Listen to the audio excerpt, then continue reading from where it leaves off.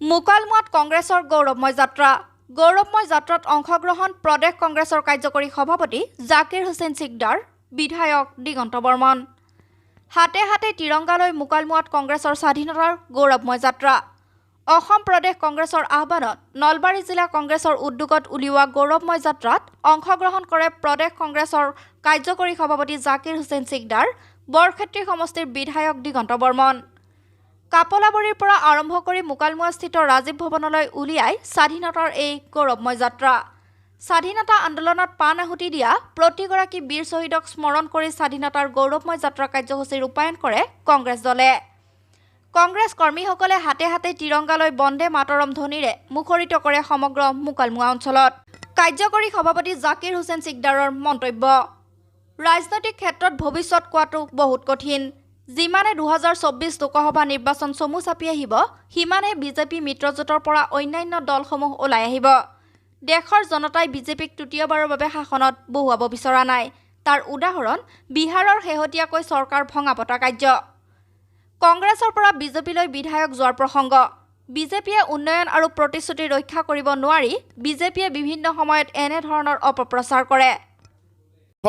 এই স্বাধীনতা দিৱস উপলক্ষে ভাৰতীয় জাতীয় কংগ্ৰেছ দলে গৌৰৱ যাত্ৰা আমি আৰম্ভ কৰিছোঁ। ইয়াৰ উদ্দেশ্য হৈছে যে 1985 চনত ভাৰতীয় জাতীয় কংগ্ৰেছ গঠন হোৱাৰ পৰাই 1947 চনলৈকে ভাৰতৰ স্বাধীনতা সংগ্ৰামখনত ভাৰতৰ জাতীয় কংগ্ৰেছৰ যি অৱদান, সেই অৱদান সম্পৰ্কে আৰু যিসকলৰ ত্যাগৰ বিনিময়ত আমি এই স্বাধীনতা লাভ কৰিছিলোঁ, সেইবিলাক সোঁৱৰাই দিবলৈ আমি নতুন প্ৰজন্মৰ প্ৰতি আহ্বান ৰাখি আমি এই গৌৰৱ যাত্ৰা আমি কৰিছোঁ।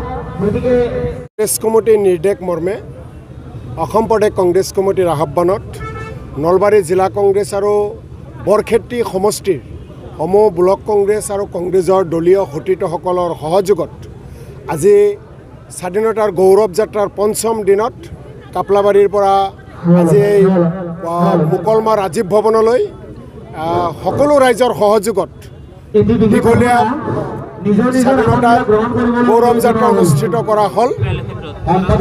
চাওক, এই কথাবিলাক আমি ৰাজনৈতিক ভৱিষ্যত কি হ'ব কোৱাটো খুব টান, কিন্তু এটা কথা স্পষ্ট, যিমানেই 2024 চন চমু চাপি আহিব, যিমানেই লোকসভা নিৰ্বাচন চমু চাপি আহিব, নৰেন্দ্ৰ মোদী ডাঙৰীয়া আৰু বিজেপিৰ পৰা তেওঁলোকৰ বহু মিত্ৰ ৰাজনৈতিক দল ওলাই আহিব আৰু তাৰ বিজেপিৰ পৰা ওলাই অহা মানে আপোনালোকে জানে কাৰ লগত থাকিব। দেশৰ জনতাই আহি থকা সময়ত বিজেপিক তৃতীয়বাৰৰ বাবে ক্ষমতা দিব বিচৰা নাই। এই কথা জনতাৰ মনৰ কথাবোৰ বিজেপিৰ মিত্ৰ দলসমূহে বুজি পাইছে, যাৰ কাৰণে বিহাৰত যি ঘটনা হ'ল আৰু এনেকুৱা ঘটনা আপোনালোকে আহি থকা দিনত আৰু দেখা পাব।